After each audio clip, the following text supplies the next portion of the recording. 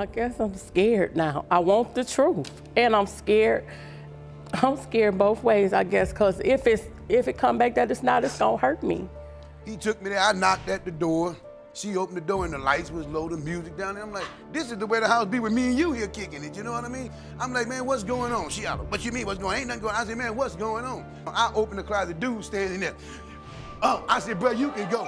Ms. Brown narrates the events surrounding this paternity questioning, and Mr. Brown responds to it. Mr. Brown reveals a story to back up his claims that Ms. Brown isn't his, and it contains lots of jaw-dropping information. I caught guys all in the closet in the house, man, naked dude. You know, when I came by the house. Who was in the closet? The guy that she said supposed to be Olivia's father, he took me there, I knocked at the door. She opened the door and the lights was low, the music down there. I'm like, this is the way the house be with me and you here kicking it, you know what I mean? I'm like, man, what's going on? She out, what you mean, what's going on? Ain't nothing going on. I said, man, what's going on? And I'm like, man, something going on. I opened the closet, dude standing there. Oh, I said, bro, you can go.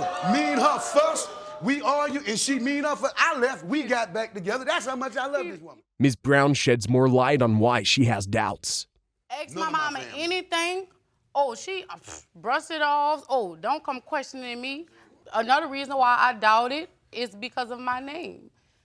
My mom, when I ask my mama where my name come from, because it's so odd, nobody have Olivia. She always tells me, well, that was your daddy, mama, stepmother name. The man that's a possibility, his mama name is Olivia. Ms. Brown and her sister get into an argument regarding this paternity doubt. Laughing and saying it. I'm tired of my own sister telling me, oh, well, that's not your daddy, that's my daddy. Ma'am, please step up to the podium. He's not your daddy. This is my daddy. How do you know Does he look like you? Hold on, let's get in order. Hold on 1 second. Wait. The younger Miss Brown insists the older one isn't her dad's child and states why. But you can look at a person. If you look at me and my father, we look exactly alike.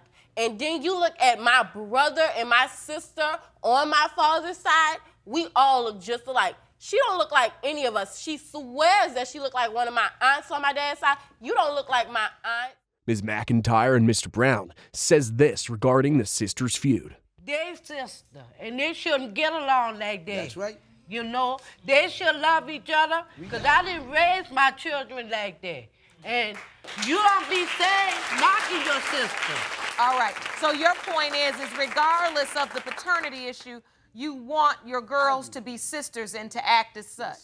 The DNA test result is in, and it shows that. As it relates to the paternity of Ms. Olivia Brown, Mr. Brown is not your father. Ms. Lee explains how this paternity doubt has been confusing for her. Well, Your Honor, from the beginning of this has been real confusing and overwhelming for me. Ms. Davis, Ms. France's older sister, shares how she found Ms. Lee. So, Ms. Davis, when you got this news, your father said, find her. Yes. Mr. Miller and I were involved years ago. And during the time when I was 6 months pregnant with her, he left me for Mrs. France. And when she was born, Mr. Lee was there with me, and he took care of me and her. Mr. Miller, I never saw him again. Ms. Lee says she's scared because of this. I guess I'm scared now. I want the truth, and I'm scared because... What are you scared of? I'm scared both ways, I guess, because if it come back that it's not, it's gonna hurt me. Regardless of her fears, the DNA test result reveals. Ms. Lee, they are indeed your biological brother and sister. Ms. Osborne shares how this paternity case developed, and Ms. Brooks attests to the claims. Well, I've always grew up thinking that Billy was my father and that I resembled him, and I even moved in with my dad's side of the family. And then all of a sudden, when I was about 12, I got told otherwise. What happened when you were 12? We were just sitting watching TV, and all of a sudden she looks at me, she says, you know, there's a possibility that another man could be your father. And what was your reaction? At the moment, I didn't know what to do. I kind of just left the room and went and called my aunt. Ms. Brooks, do you remember that call? Yes, I do. What happened? Savannah was very upset because she thought that Billy, my brother, was not her father. And I assured her that I believe 100% that Billy is her father. Mrs. Osborne gives her version of the story. I told her that another guy could be her father, but I never told her that Billy Jack was her father. Mrs. Osborne states the reason she believes another man is the father, and Ms. Osborne feels this way. Because I was back and forth between the two, and I was with the other guy a lot more than I was with Billy Jack. During the window of conception, you were sleeping with both men? Yes, Your Honor. But I just feel in my heart that the other guy is her father. Mrs. Osborne explains why she waited until Ms. Osborne was 12 years old before telling her about the paternity issue, which leads to a heart-to-heart confession from both sides. You was young. When you was 12, I figured that you was old enough to be able to handle it. When you was young, you wouldn't have been able to handle it as well at 9 or 10 as you would at 12 and 13. So I waited to help you because I didn't know how you would react being so young.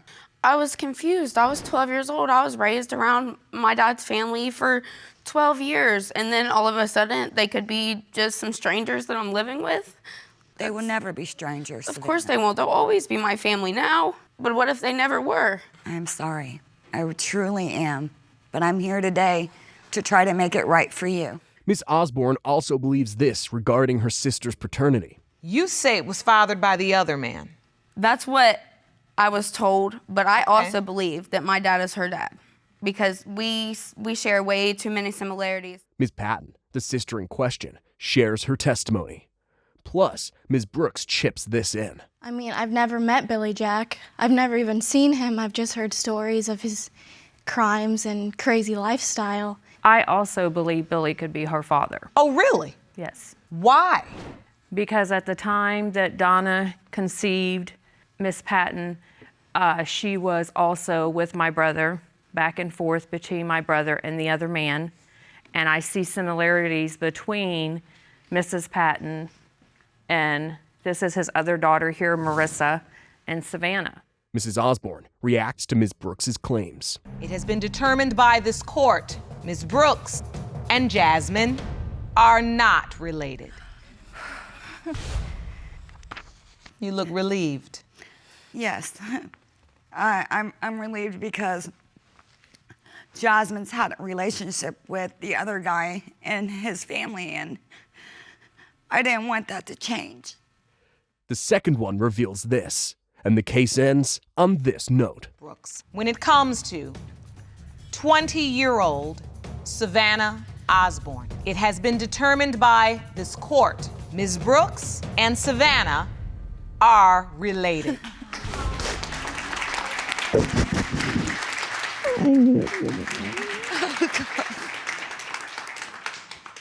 I love you, Savannah, so much.